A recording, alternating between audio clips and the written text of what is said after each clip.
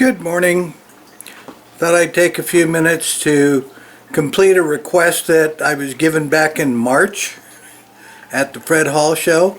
Some wonderful ladies visiting in from, I believe they said Arizona. They wanted to know stuff about how to make a multiple thread tensioner. And I sent them, I have a PDF on it, but I also wanted to send a video showing a couple of prototypes that I have and a couple that I'm using. So I'm taking the time this morning to go ahead and put that out. Sorry it took so long to get this for you ladies, but I think you'll enjoy it. Okay, I'll set a couple of them up right now on the stool and start taking some pictures. Here's the first one. I'm pretty happy with it. Works just fine. Things that I did learn. These are rare earth magnets. You have to be real careful with these rare earth magnets. I think you can see that this one on the bottom here has a piece missing out of it. It also took a piece of my skin with it, because if you don't watch yourself when you put them together positive to negative, they'll just clamp on you like a vice grip. So another thing that I learned is you don't want, if you can avoid it, you don't want a ferrous type bar here. The reason being is this magnet would stick to it. You want it to slide up and down really good. The base can be a ferrous type material, but the pole or the rod that you use shouldn't be. Something else that I've learned is that a lot of times you get a full spool of thread and it wants to slide off the edge and under the magnets. Springs used to drive me nuts because they'd get caught up in the springs. I'd end up just getting frustrated and cutting it. So what I've done is I made myself out of cork a couple of I don't know what you'd call them, shields, so that if it does go down, it won't go in. Well, it might go under, but it's easier to get it out from underneath. Then you kind of make up your own arrangement for some type of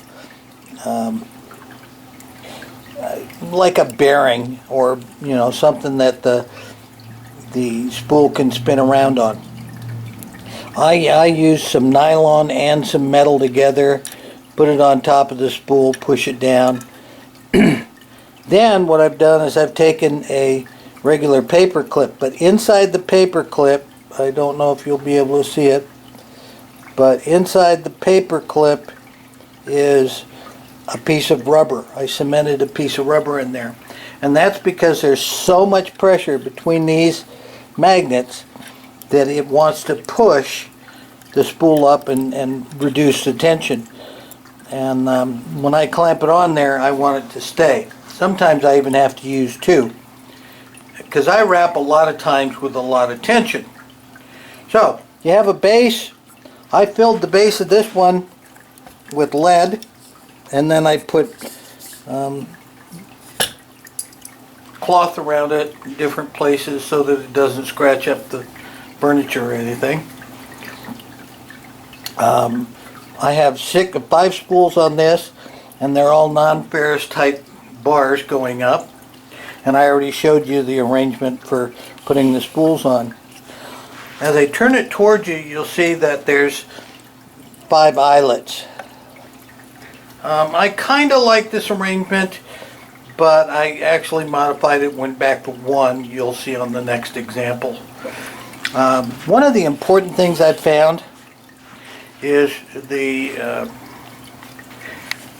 guide that I use to put the threads through. I'm going to see if I can zoom in on this. What I've done, and you can't see it very well, is underneath the shrink tube there's a couple of springs. And I took a piece of this bar stock, put a guide on it, cut it right here, and then put springs so that I could do this. And the reason I like to do that is you're wrapping the rod with a lot of tension, it's holding it up like this, you stop to do something, or maybe you kind of wrap the thread over itself and you need to back up a little bit, this will keep the tension for a while. So it's been a real advantage for me to do that. Now I'm going to back it back out again here and show you a slight variation on the next one. This is my second one. I probably use it more. I don't know why. They both work really good. What I tried to accomplish in this one, you can see it's pretty much all the same setup. Same type of magnets. The guide has a spring in it just like the other one. But what I did with this is up here, I don't know, put my hand behind it, there's just a single guide.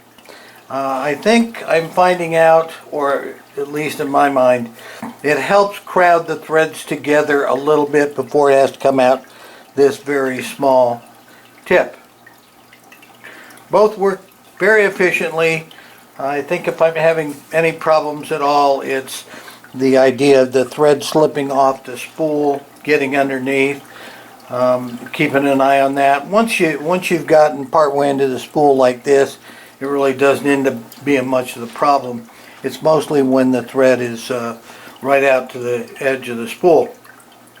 So that will be it for the ones that I made. This one also has lead in the base, just to keep it heavy so that when you have tension on 5 threads like that, if you don't have something weighting it down or something clamping it down to your bench, then it's going to want to lift up, because 5 threads, even at 1 pound a piece, is a lot of pressure.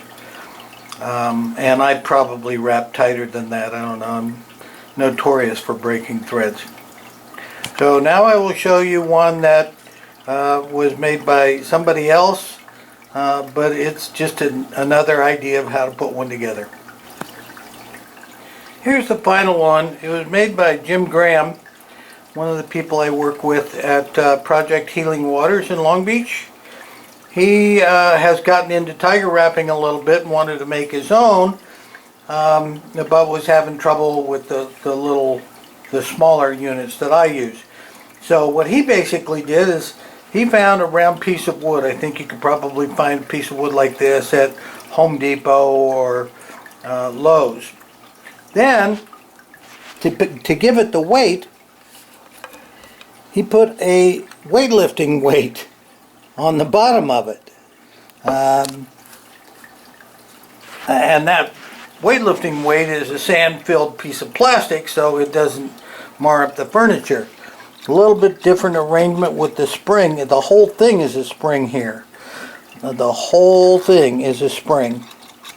And then I made the modification of just going to a single guide right in the middle.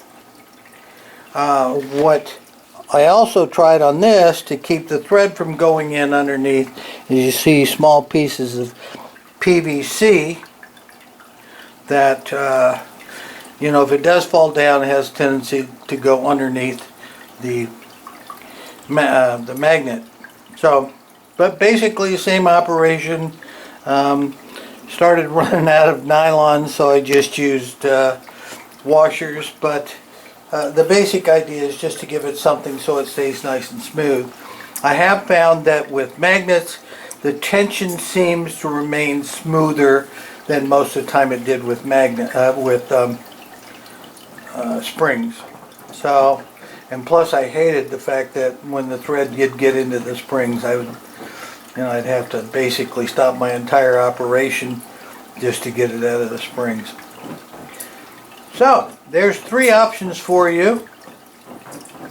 I hope it helps some of you. I hope this answers all the questions that you wonderful ladies had for me at Fred Hall. And let me know if you guys have any other recommendations. Be sure and like this on YouTube. And if you do want to dislike it, that's fine, but please at least put a comment as to why or how I can improve the operation of the videos. So, have a good day, good wrapping, see you later.